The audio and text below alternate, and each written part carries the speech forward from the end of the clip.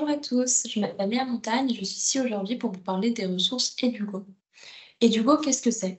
Dans un premier temps, ce qui est important de savoir, c'est que c'est une ressource qui est mise à disposition par le réseau Canopé pour tous les enseignants des 12 départements présents dans le cadre du dispositif TME. Ce dispositif, donc des territoires numériques éducatifs, consiste à mettre à disposition des ressources pour du cycle 2 en fait, à la terminale aux enseignants qui sont dans les 12 départements présélectionnés par le réseau Canopé. Donc vous avez par exemple la Guadeloupe, le Doubs, le Cher, les Bouches-du-Rhône, l'Aisne, la Corse du Sud. Enfin voilà, il y a 12 départements qui ont été présélectionnés par le réseau Canopé. Et en fait, dans ces derniers, tous les enseignants pourront avoir accès à un large panel de ressources, dont Edugo. Pour vous présenter rapidement la solution, puisque nous y viendrons un petit peu plus en détail juste après, c'est une ressource qui est disponible sur les 3 niveaux, donc cycle 2 et 3, collège et lycée.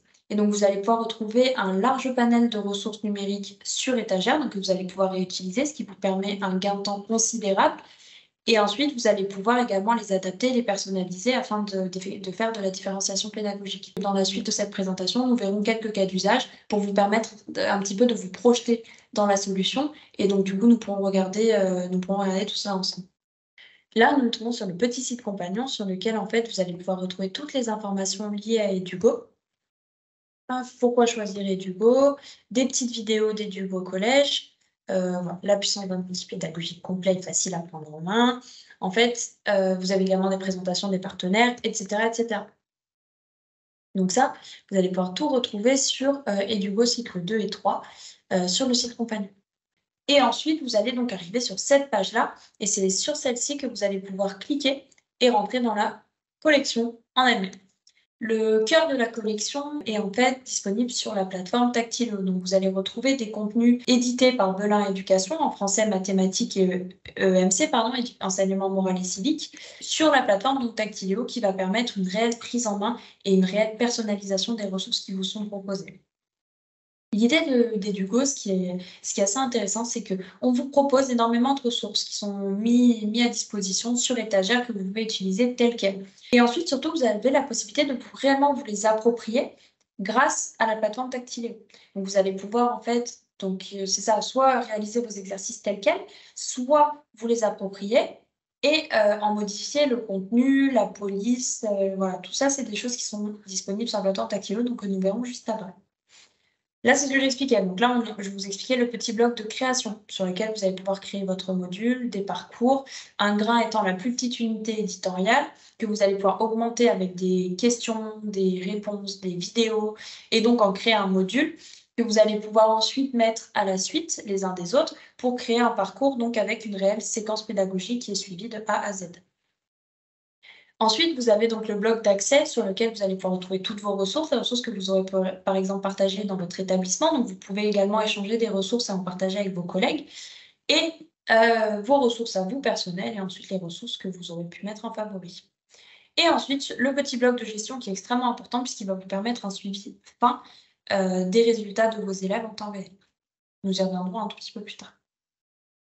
Donc, petite page d'introduction qui vous présente la ressource, et c'est essentiellement les mêmes informations que nous retrouvons sur le petit site compagnon que je vous ai montré au début.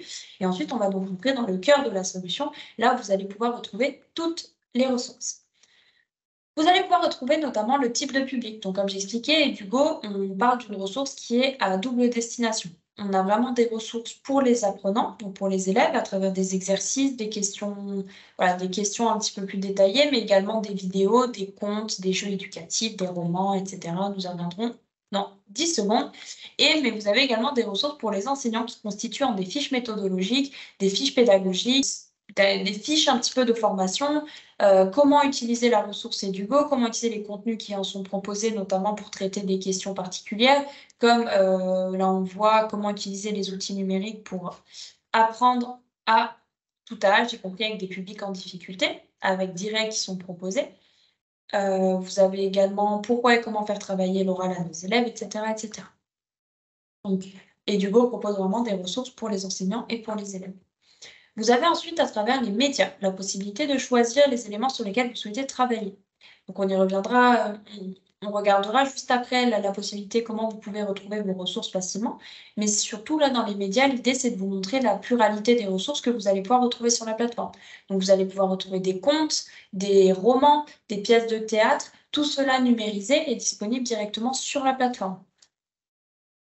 Vous allez donc pouvoir également filtrer par domaine, donc les matières que vous souhaitez travailler. C'est vrai qu'en primaire, on n'a pas un enseignant par matière, donc vous pourrez vraiment choisir et filtrer les ressources en fonction de la notion que vous souhaitez voir à l'instant T, les niveaux de votre classe, les thèmes travaillés, les points du programme, les compétences, etc. Vous avez également la possibilité d'utiliser la barre de recherche. Si vous souhaitez, par exemple, travailler le calcul, on a par exemple, vous voyez, des résultats qui se déroulent, mais vous avez également la possibilité de taper vos propres mots-clés. Donc, on a par exemple des exercices sur utiliser la calculatrice pour résoudre des problèmes. Soit vous avez les petites fiches pédagogiques, soit les activités directement qui constituent donc des exercices ou quelque chose, en tout cas, où l'élève a une action à réaliser. Donc là, vous voyez, on a une petite explication sur comment utiliser la calculatrice qui est suivie par un exercice qui correspond. Les exercices se présentent plus ou moins toujours sur la même interface. Donc là, on va être sur un exercice de type question à trous, mais vous avez également des questions à choix multiples, des questions vertes, des questions audio, des zones d'intérêt, des légendes et une image. Par exemple, si vous mettez une carte de la France, bon, on n'est pas sur le même public, mais ou alors typiquement une image avec une trousse, un cahier, un stylo, et donc l'élève va pouvoir replacer sur les éléments correspondants. Vous avez la petite icône juste en bas, la petite mascotte qui s'anime en fonction des résultats donnés. Donc là, il m'indique effectivement que je n'ai pas répondu à toutes les questions. Est-ce que je souhaite tout de même valider?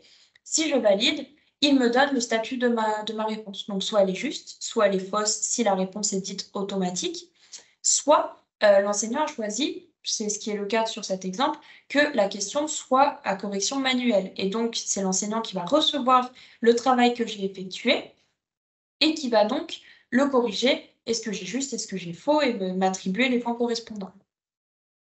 Hop. Donc là, on a un autre type de questions, par exemple les questions ouvertes. Hop, je réponds au hasard. Je suis toujours en attente de correction. Là, on me dit que je suis le résultat de l'addition. On va remettre, hop, un chiffre au hasard. Là, typiquement, on est sur une manière d'écrire qui est absolument pas subjective, qui est purement objective. Et donc, en fait, l'enseignant a choisi de sélectionner une réponse automatique. Donc, la petite icône en bas à droite que vous voyez m'indique effectivement ma réponse est fausse. Et donc, j'ai la correction à droite que vous pouvez tout à fait choisir de supprimer si vous souhaitez être dans une logique potentielle d'évaluation. Et donc, du coup, mais si vous ne la supprimez pas, l'élève aura toujours sa réponse et la correction côte à côte qui va pouvoir comparer afin de se rendre compte de son erreur. Les petits feedbacks donnés par la petite mascotte en bas à droite sont complètement modifiables également par l'enseignant. Là, il me dit simplement qu'il y a une erreur quelque part, mais vous pouvez très bien choisir de lui faire dire la chose autrement. Tu as faux, réfère-toi plutôt à telle notion que nous avons vue en cours, etc., etc. Hop, tout pareil. Je voulais juste arriver à la petite page. Donc là, voilà, il m'indique également que j'ai encore fait une erreur qui est différente de la précédente. Hop, je vais aller un petit peu vite juste pour... Non, voilà. Là, j'arrive à la fin des exercices. Donc, un élève va pouvoir voir cette page de résultats là à la fin. Il verra le temps passé globalement sur la ressource, la date à laquelle il a effectué, et puis ses résultats. Ce qui est assez intéressant pour un élève, c'est qu'il va pouvoir aller retourner voir en direct, en cliquant sur la petite loupe juste là, la réponse qu'il a fournie et la correction à sa droite si l'enseignant a choisi de l'afficher. Il pourra également revenir à la page de résultats juste ici et pouvoir revenir à cette page-là dans le cas où l'enseignant aura évalué les réponses qu'il a données. Pendant ce temps-là, l'enseignant, lui, donc là on a vu un exemple d'exercice, l'enseignant, lui, va pouvoir recevoir les résultats en temps réel. Donc je vais vous montrer comment ça se passe. Vous cliquez sur les 3 petits points. Vous créez votre session. Et donc, vous avez 2 choix. Soit vous effectuez ce qu'on appelle une session ouverte, qui est donc accessible via un lien sur lequel les élèves vont pouvoir cliquer. Soit votre liste d'élèves apparaîtra juste ici et vous pourrez sélectionner si vous souhaitez affecter à tous vos élèves. Vous pouvez également n'affecter qu'à certains d'entre eux, etc., etc. Là, pour cet exemple-là, comme je n'ai pas d'élèves à disposition pour tester, on va passer sur les sessions ouvertes. je désactive la connexion anonyme, je crée ma session, et donc cela me génère un petit lien. Je copie-colle, je vais vous montrer en direct ce que ça rend pour un élève. Donc je rentre mon pseudo. Suite à ça, je vais arriver donc sur la même page que nous avons visualisée précédemment, et je vais donc remettre des résultats un petit peu aléatoirement pour que vous puissiez voir en temps réel les réponses que ça génère sur le tableau de bord de l'enseignant. Hop. Donc, je vais m'arrêter là pour vous montrer un petit peu ce à quoi ça ressemble. Et donc, quand vous rafraîchissez votre page, vous allez pouvoir voir que sur la question 1, effectivement, je n'ai ni juste niveau puisque c'est une question qui n'est pas évaluée, c'est un texte à lire. Ensuite, on voit que sur la réponse 2, j'ai il faut la 3 aussi, la 4 également, que j'ai passé 10 secondes sur la totalité de mes exercices et que je me suis arrêtée à la question 4 puisque je n'ai pas rempli les autres. Donc ça, c'est vraiment des informations précieuses qui font en sorte que l'enseignant, suite à ça, puisse se dire soit le contenu proposé n'est pas forcément adapté au niveau de sa classe, ce qui peut arriver. Et donc, pour remédier à ça, il peut faire le choix de modifier la ressource. Donc là, on était sur la ressource utiliser la calculatrice pour résoudre des problèmes. On va retourner sur ma petite page et on va taper sur la loupe pour retrouver cet exercice.